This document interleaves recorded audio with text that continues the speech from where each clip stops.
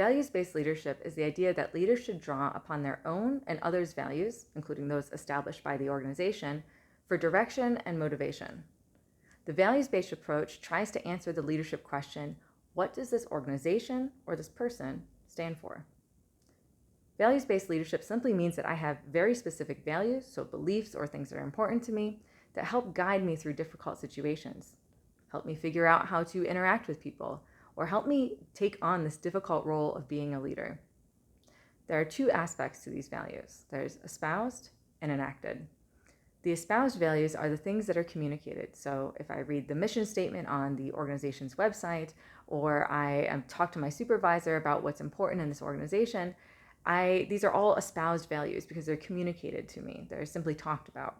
So for example, a leader who might talk about valuing diversity or valuing employee well-being.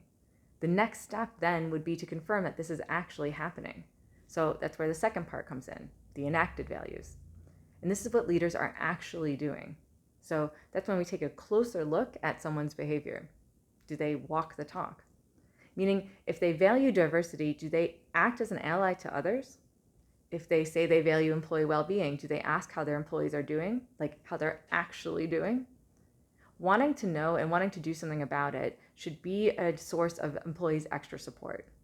When we evaluate leaders, we often implicitly look for this match between what they say and what they do in order to see if they're a good leader. As a leader, we should work then to ensure this alignment between espoused and enacted values. To do that, we must develop a certain level of awareness, self-awareness, and clearly define what is important to us as a leader and as an individual.